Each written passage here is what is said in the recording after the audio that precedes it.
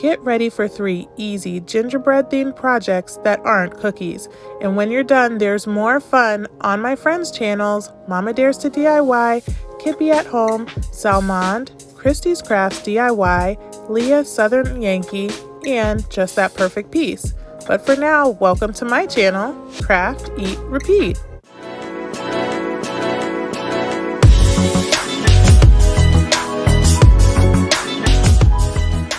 Hi guys, my name's Aneka and welcome to my channel, Craft, Eat, Repeat.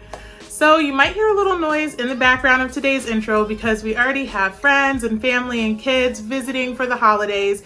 And so the house is a little noisy and hectic this week, but we're having so much fun. And I wanted to show you 3 of the gingerbread themed crafts and treats that we've been making that don't actually involve actual gingerbread cookies. So one of them is this wreath right here that I made. You guys, I absolutely love it. I love that it reminds me of a snowy day in a forest.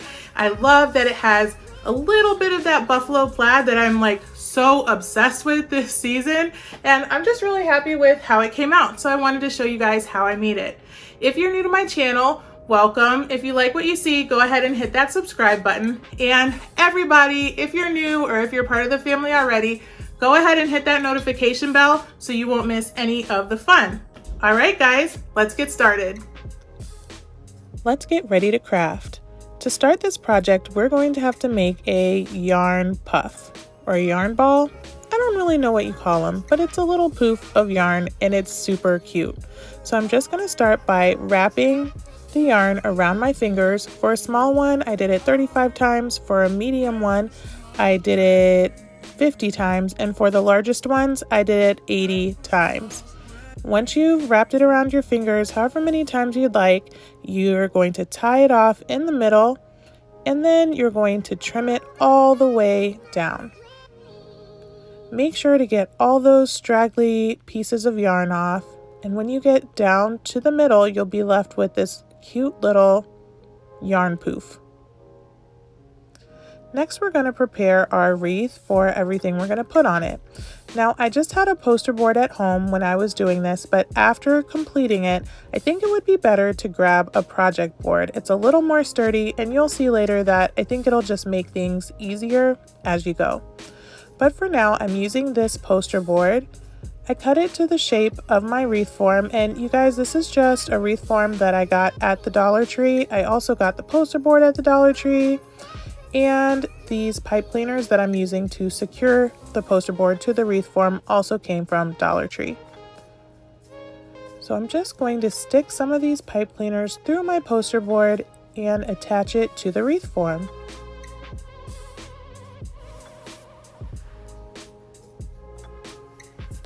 Next, I'm going to get ready to make my trees. I'm just going to draw a line into a triangle, and this is a piece of paper that I have folded in half. So when I open it up, I have the little shape of a Christmas tree. Next, I'm going to cut small pieces of ribbon. Now, depending on the size of your wreath form and how big your wreath is, you're going to have probably a different size Christmas tree, and you'll need to cut your ribbon accordingly. Now, to make my little loop, I'm just going to put a dab of hot glue, twist, and attach the other side so that I have a loop.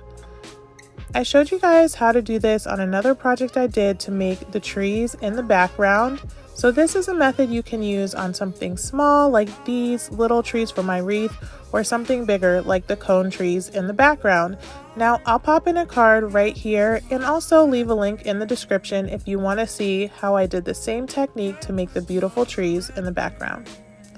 Next, I'm just going to glue my loops of ribbon onto my paper tree. And I'm going to keep going until I've reached the top of the tree.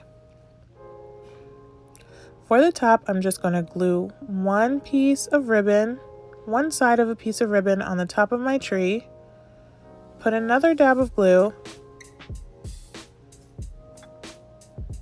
and just make my loop right on top. And I decided I had space for 3 trees, and I used 3 different colors and patterns of ribbon. Next, I'm going to make the form for my gingerbread house. You guys, I still can't find my ruler. I really think the baby did a good job on hiding that ruler. But thankfully, this little toy I've been using to make my straight edges is about the width that I want my tree to be. So I'm just going to use it to trace out the shape of a house. And I'm going to cut my house out. Now, once again, I'm using cardstock for this, but I think project board would be a little bit easier. Now I'm going to make the form of my house a little bit longer than what I want it to actually be when it's showing, because I'm going to use a little bit of the bottom part to attach it to the wreath. I'm also going to cut out another little rectangle, and I want it to be about the length of the roof of my house. We're going to use it to make a little bit of depth to our gingerbread house when we put it in our wreath. So I'm just going to measure my rectangle against the roof, and it's about the right size. So I'm going to cut out 2 strips that are about 1 inch each in width. Next, I'm going to take my house and glue it onto a piece of brown felt. I'm going to leave a little bit of space at the bottom to be the portion where I'm going to glue this onto my wreath form. However, if you want to cover it all the way down because you're not sure how tall or short you want your house to be, you can cover it all the way down to the bottom.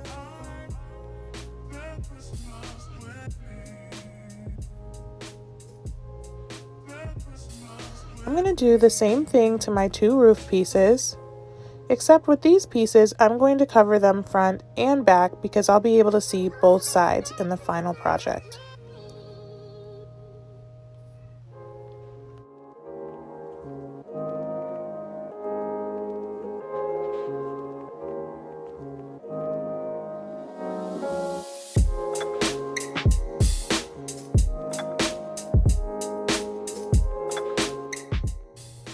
Next, I'm going to use a little bit of yarn, twist it up to make a little bit of icing to go on my gingerbread house. You could also use a white pipe cleaner for this if that's what you have at hand. So I twisted my yarn just to make it a little bit thicker, and I'm just going to glue it onto the back to secure it to the house, and then bring it around to the front and just outline my house, and this will look like icing on a gingerbread house.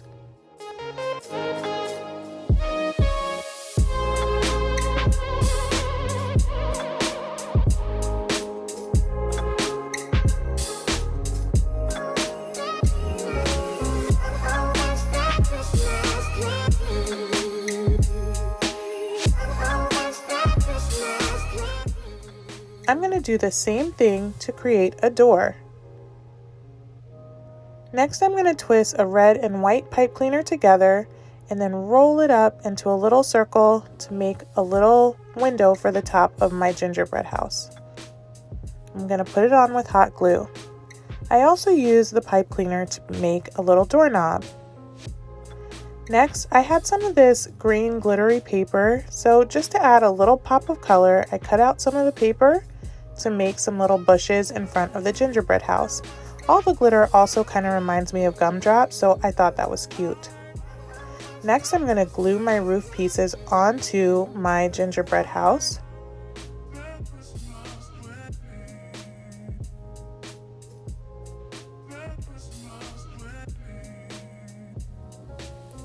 And once I have both sides on, I'm going to use a little bit of ribbon to decorate the front.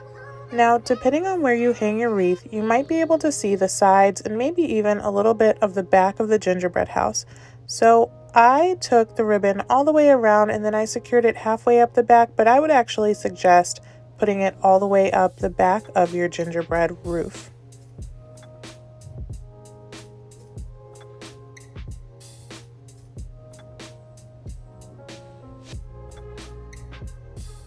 Now we've got our house all together and it looks adorable.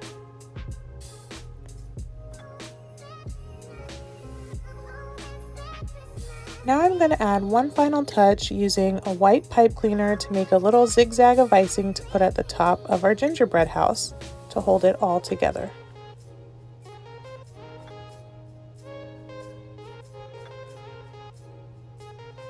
Now, like I said, using this cardstock seemed like it would be firm enough, but it wasn't. So I added a few pieces of wire to the back of my house. If you're using project board, it should be sturdy enough to stand on its own. I added brown pipe cleaners as trunks for all of my trees.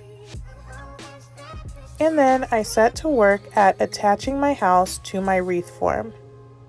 I also think this part would have been easier if the tree were a little more sturdy, so you should have an easier time with that if you use project board. The next thing I'm going to do is take my trees and just decide where I want them to sit around my house.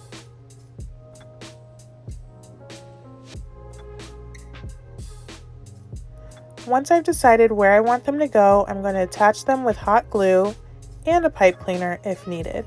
Most of mine stuck with hot glue though, and they were pretty secure.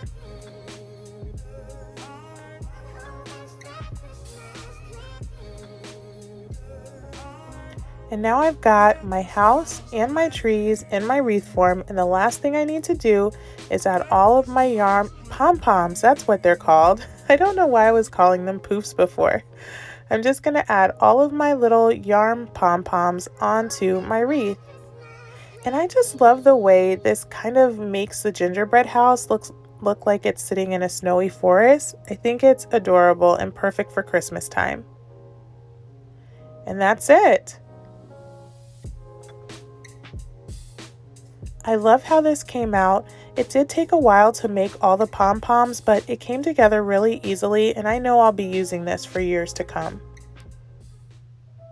My next project is a quick and easy child-size apron from the Dollar Tree.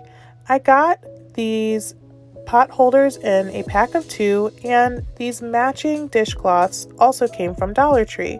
So I'm going to use them to make some aprons for my 3-year-old and my 5-year-old. I also have a 2-year-old that I think these will fit, but I think the 5-year-old is probably getting to where it'll just fit her. So if you have any kids older than that, this might be a little too small. Now I wanted this to just be a quick thing that they could use for dress up, in their play kitchen, or while we're baking Christmas cookies. So I'm just using my hot glue gun. However, you could sew this, or you could even use fabric glue if you wanted to do that instead. So I'm going to take a look at my pot holder and see about the width I need it to be, and I'm going to create pleats in my dishcloth that I have cut in half to make it about the size of the pot holder. Now because this was folded up, it kind of made it convenient to make the first pleats, and then the ones after that came really easily.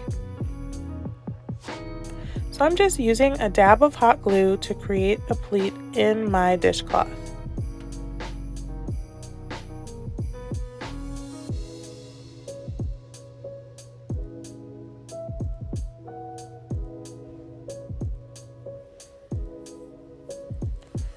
And it looks like it's just about the right size with a little tuck.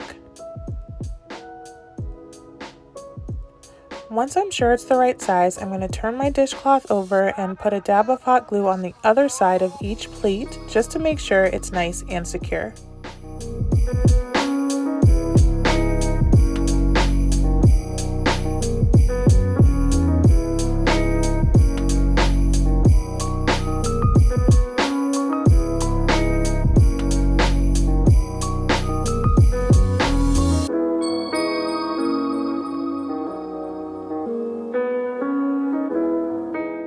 I'm just going to measure it against the back of my pot holder to make sure that I got everything just right.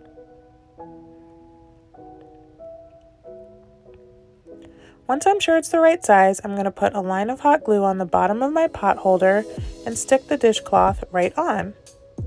Now because this is a hot glue gun, this glue does dry a little bit stiff. I know my kids won't mind, especially when they're playing, but if that's going to bother you, then definitely go for the option of a fabric glue or sewing it together. I also just put a dab of glue to glue the little loop down in the back so you wouldn't be able to see it when they have it on. Next, I'm going to glue some ribbons at the waist. And you guys, it was really late at night when I was making these, and then when I looked at it in the morning, I was like, why in the world did I use ribbon that had wire in it? But because it's hot glue, it was easy to pop off, and I just replaced it with some other ribbon. So don't do that. Don't use ribbon that has wire in it if you're going to put it on your children. I'm also going to attach 2 ribbons to the top that I can use to tie around her neck.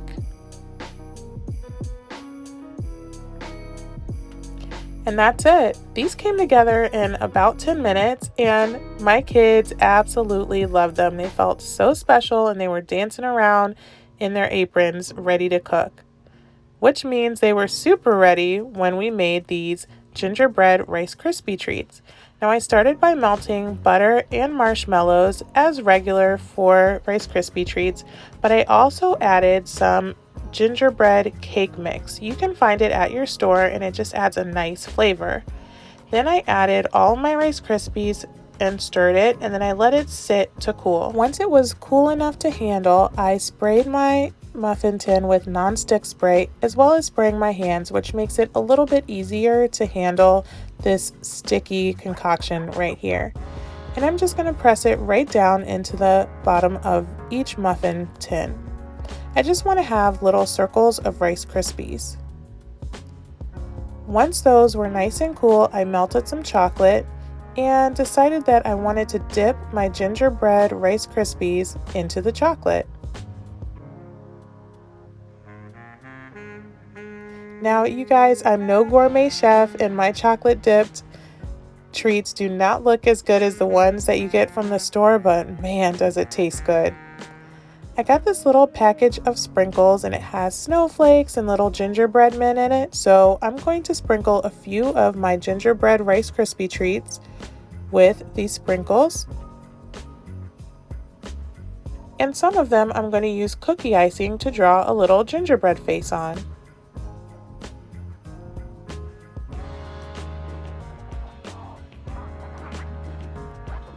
And this is how they came out.